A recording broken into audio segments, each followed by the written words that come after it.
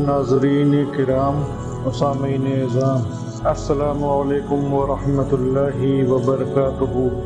عزیزان ملت اسلامیہ، آج میں آپ حضرات کی سماعتوں کے حوالے حضور مجاہد دوران حضرت علامہ مولانا سید مظفر حسین پچھوشوی علیہ رحمت و رضوان کی زندگی کی کچھ جھلکیوں کو خود ان کی قلم سے جو آپ نے تحریر فرمایا آپ حضرات کی سماعتوں کے حوالے کروں گا۔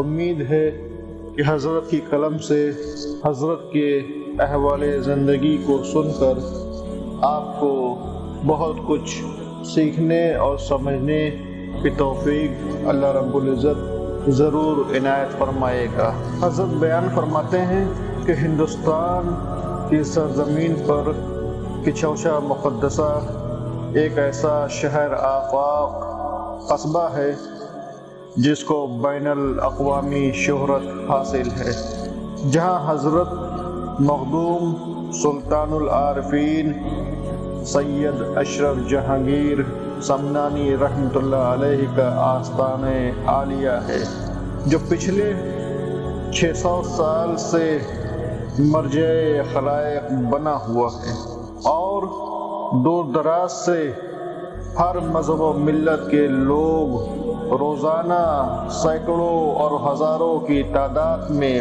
برابر آتے ہی رہتے ہیں اور حضور مخدوم پاک کے فیوز و برکات سے مالا مال ہوتے رہتے ہیں۔ سادات کچھوشا کا خاندان اسی سمنانی النسل کا ایک معزز و موقر خانوادہ ہے، جو آج اپنے زہد و اتقاء، علمی شرافت و نجابت میں اپنی مثال نہیں رکھتا۔ بحمد اللہ آج پورے ملک میں یہی ایسا خاندان اشرفیہ ہے جس کو قدرت نے ہر طرح سے نوازا ہے۔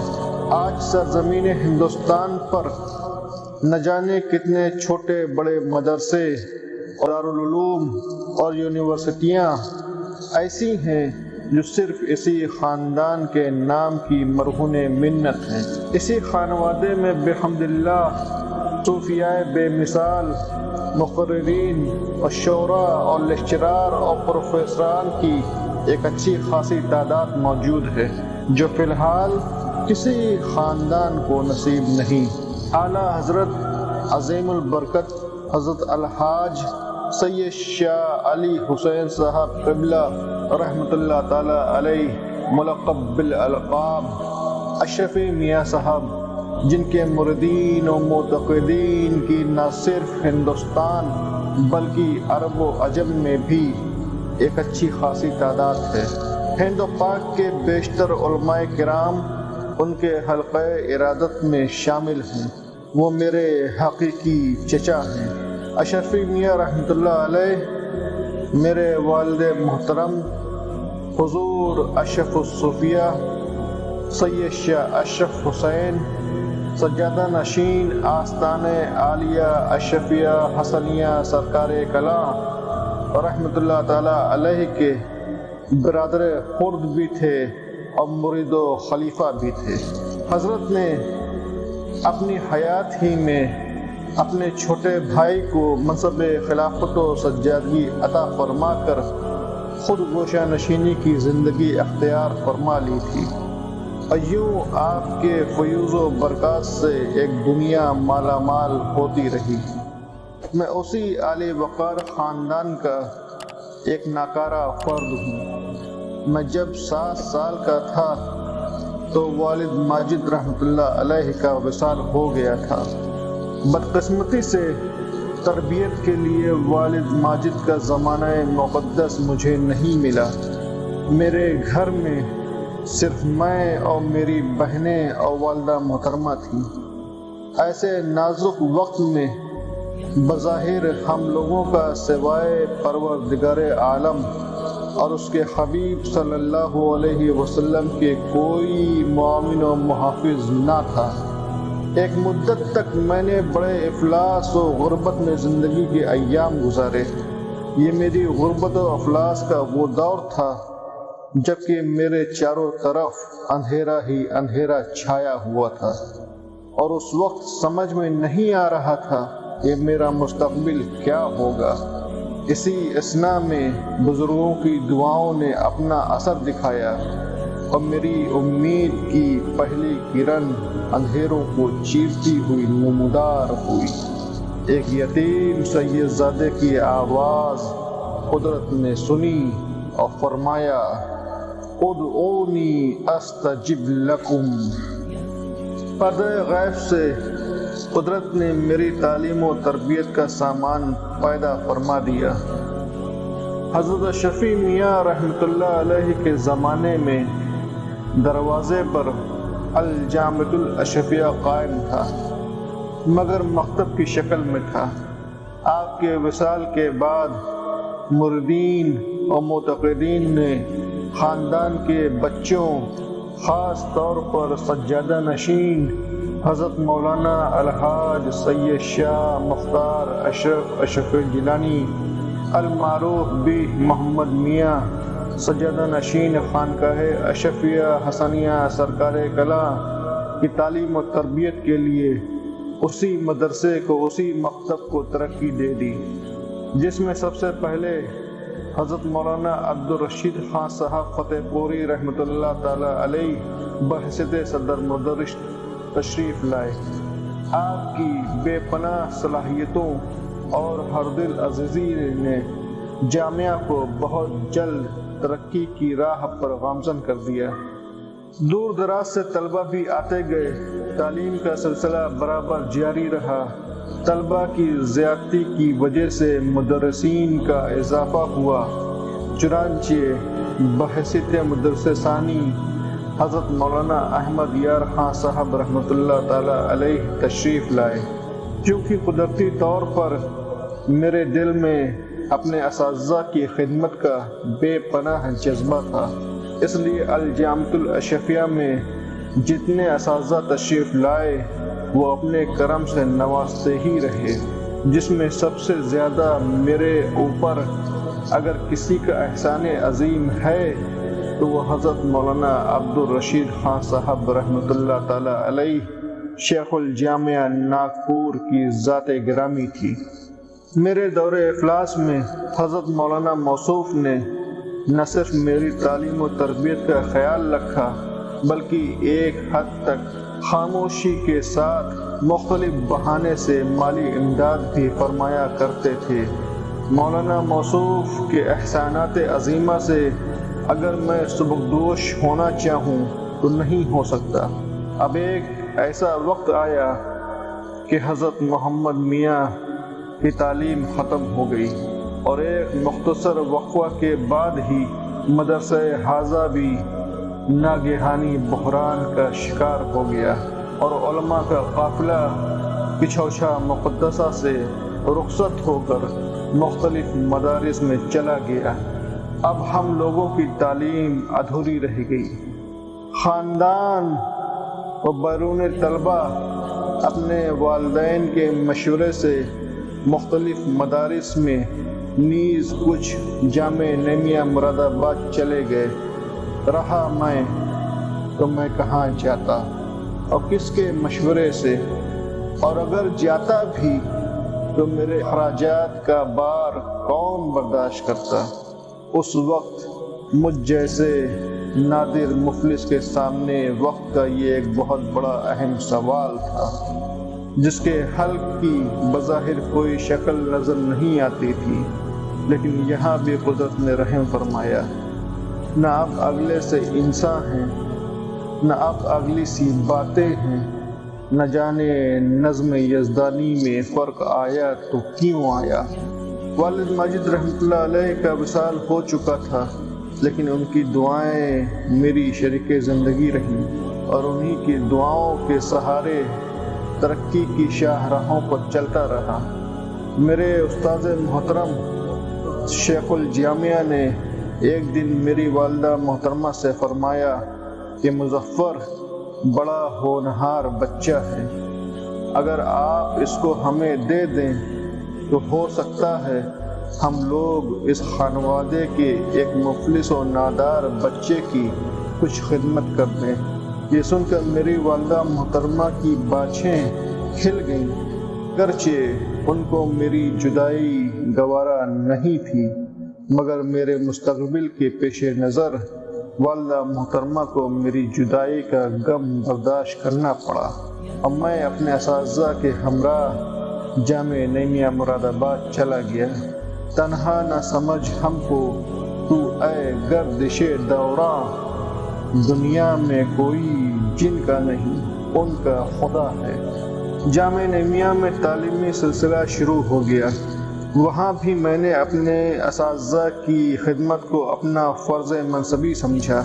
بئی وجہ حضرت صد اللہ فاضل علیہ الرحمہ، حضرت مولانا وسیع احمد صاحب سہسرامی و حضرت مولانا مفتی احمد یار خان صاحب رحمۃ اللہ تعالی علیہم اجمعین کا مجھ پر بے پناہ کرم تھا، بلکہ حضرت صد اللہ فاضل علیہ الرحمہ جن ایام میں مراد آباد تشریف رکھتے تھے تو شب میں مجھ کو اور مولانا حبیب اللہ صاحب بھاگلپوری کو تفسیر بیضاوی شریف کا درس دیا کرتے تھے۔ حضرت مراد آباد کے قرب و جوار یا قریبی اضلاع میں جب کسی جلسے میں تشریف لے جاتے تو اکثر و بیشتر مجھے ہمراہ لے جاتے تھے تاکہ میرے اندر میدان میں کام کرنے کی صلاحیت پیدا ہو سکے۔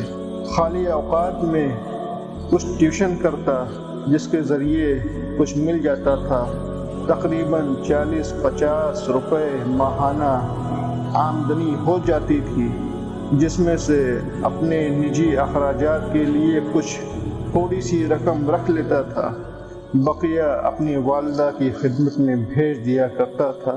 اس طرح تعلیمی سلسلہ برابر جاری رہا۔ حضرت مفتی احمد یار خان صاحب رحمۃ اللہ تعالی علیہ نے ایک دن طلبہ کی میٹنگ کی اور طلبہ کے لیے ہر پنج شنبہ کو تقریری پروگرام شروع کرا دیا اور اپنی نگرانی میں یہ پروگرام چلاتے رہے۔ آج میں اس میدان میں تھوڑی یا بہت جو شہرت کا مالک ہوں، یہ مفتی صاحب کا احسان عظیم ہے۔ ایک دن حضرت نے جامعہ کے صحن میں تشریف رکھتے ہوئے طلبہ سے فرمایا کہ ایک پنج شنبہ کو تقریری پروگرام ہوگا اور دوسرے پنج شنبہ کو مشاعرہ، تاکہ تم لوگوں کے اندر تقریر کے ساتھ ساتھ اشعار کہنے کا بھی سلیقہ آ جائے۔ چنانچہ ایک پنج شنبہ کو مشاعرہ کی پہلی نشست حضرت کی زیر نگرانی ہوئی اور مصرع طرح دی گئی۔ زمانے نے زمانہ بھر میں کب ایسا ہنسی دیکھا۔ اس میں چند ہی طلبہ نے حصہ لیا، جس میں سب سے اچھی نعت حضرت مفتی صاحب قبلہ اور دوسری مولانا سید امیر اشرف صاحب کی چچوی اور تیسری میری تھی۔ اس طرح طلبہ میں اشعار کہنے کا ذوق پیدا ہو گیا۔ حضرت نے اپنی نعت اور منقبتیں محفوظ رکھی جو آج دیوان سالک کے نام سے موجود ہے۔ مولانا امیر اشرف صاحب نے اپنا کلام محفوظ رکھا یا نہیں یہ مجھے نہیں معلوم، میرے پاس بھی اس وقت کا کلام محفوظ نہ رہا۔ بہرحال میں نے اپنے استاذ محترم کے حکم پر تقریر کرنے اور اشعار کہنے کی مشق جاری رکھی۔ اکثر و بیشتر حضرت استاذ محترم سے اصلاح لیتا رہتا تھا، پھر حضرت ہی کے حکم سے بدایوں جا کر حضرت مولانا ضیاء الدین بدایونی سے اصلاح کراتا تھا۔ چونکہ حضرت مفتی احمد یار خان صاحب اور مولانا ضیاء صاحب بدایونی قصبہ اچھینی ضلع بدایوں کے متوطن تھے، اسی طرح اکثر و بیشتر حضرت بدایونی سے شرف تلمذ حاصل ہوتا رہا۔ تقسیم ہند کے بعد حضرت مفتی صاحب اور مولانا ضیاء بدایونی پاکستان چلے گئے اور میں ان حضرات کی بے پناہ عنایات سے محروم رہ گیا۔ اس لیے پھر اپنے اشعار کی اصلاح کے لیے حضرت علامہ شفیق جونپوری کو منتخب کیا اور اس طرح اشعار کہنے کا سلیقہ پیدا ہوا۔ جامعہ نعیمیہ مراد آباد سے بعد فراغت 13 شعبان المعظم کو گھر آیا۔ 2-3 دن والدہ محترمہ کی خدمت میں رہا۔ والدہ نے فرمایا، بیٹا 10-12 دن ماہ رمضان المبارک آنے کو رہ گیا ہے۔ ارشاد فرمایا کہ سلطان پور کے مریدین کا اصرار ہے، جاؤ ان سے ملاقات کر آؤ۔ میں والدہ کے حکم پر چلا تو گیا، لیکن یہ نہیں جانتا تھا کہ وہ مجھے ہمیشہ کے لیے اپنے سے جدا کر رہی ہیں۔ ابھی مجھ کو گئے ہوئے صرف 2-3 یوم ہی ہوئے تھے کہ اچانک اطلاع پہنچی کہ کئی شعبان المعظم کو والدہ محترمہ کا انتقال ہو گیا ہے۔ انا للہ و انا الیہ راجعون۔ اب میں ہر طرح سے بے یار و مددگار ہو گیا۔ نگاہوں کے سامنے اندھیرا ہی اندھیرا تھا۔ دنیا میں اب بظاہر میرا کوئی نہیں تھا۔ میری بہنوں نے میری نگرانی میں بہت کچھ حصہ لیا اور ہمیشہ میری سرپرستی فرمائی، اور زندگی کے ہر موڑ پر ان کی امید افزا اور حیات بخش خیالات و جذبات سے جینے کا سلیقہ سیکھتا رہا۔ والدہ محترمہ کے انتقال کی خبر سنتے ہی میرے استاذ محترم حضرت مولانا مفتی عبدالرشید خان صاحب کی چوشہ تشریف لائے اور میری بہنوں سے اجازت لے کر مجھے اپنے ہمراہ جامعہ عربیہ ناگپور لے کر چلے گئے۔ وہاں 3 سال تک درس و تدریس کا کام کرتا رہا۔ وقتاً فوقتاً جلسوں میں بھی جانے کا سلسلہ جاری رہا۔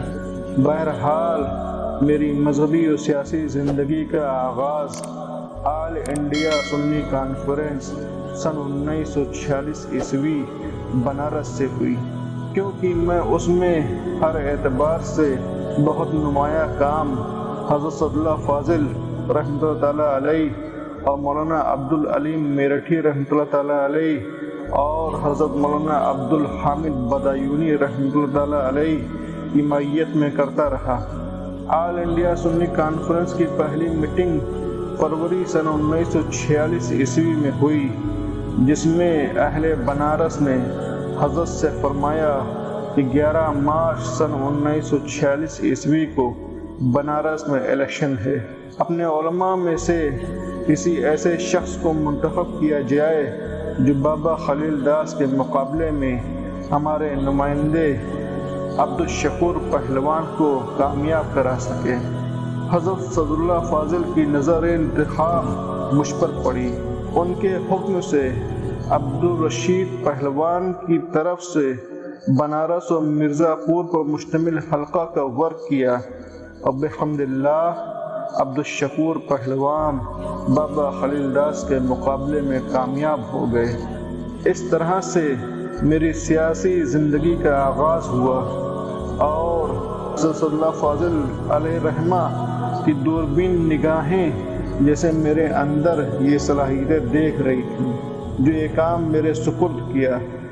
اور پھر ایک زمانہ وہ بھی آیا کہ اپنے وطن میں بلا کر مجھے پارلیمنٹ کی ممبری سے نواز دیا۔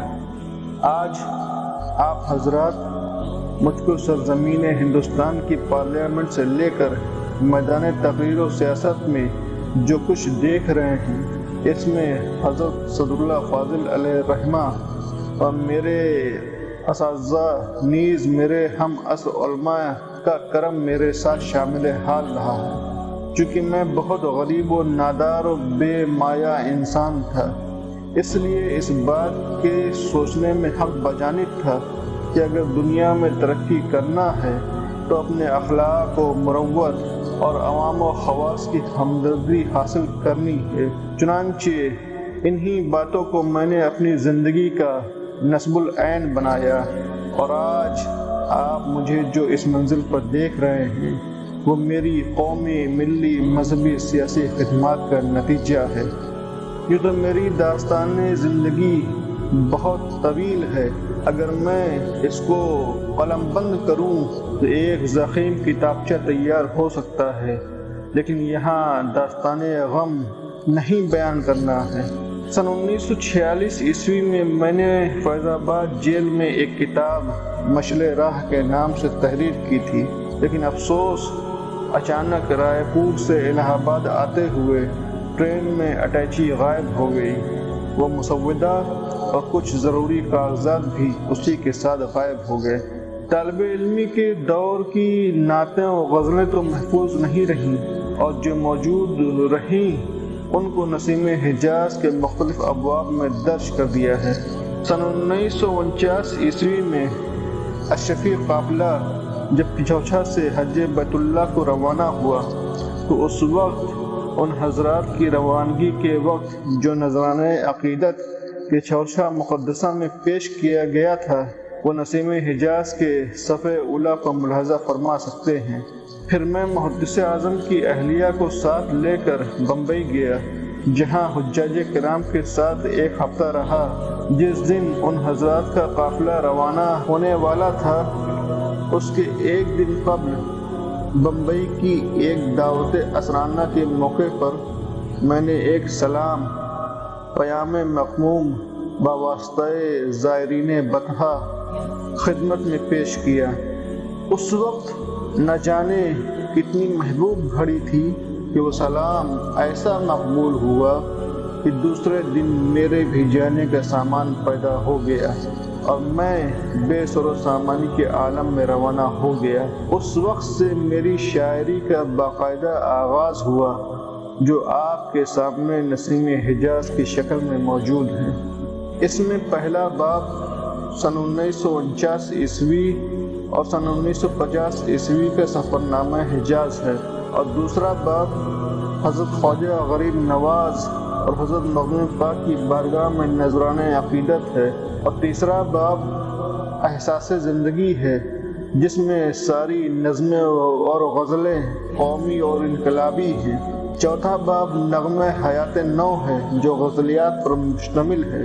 بہرحال شعراء، علماء، ادباء میرے دیوان میں اگر کوئی غلطی محسوس کریں تو ان کو میں اختیار دیتا ہوں کہ وہ مجھے اپنا مخلص سمجھ کر میرے اشعار میں اصلاح کر کے مجھے مطلع کر سکتے ہیں۔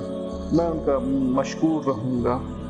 آپ کا مخلص سید مظفر حسین، اشرف جیلانی، پچھوچھوی اشرف منزل، پچھوچھا شریف، فیض آباد۔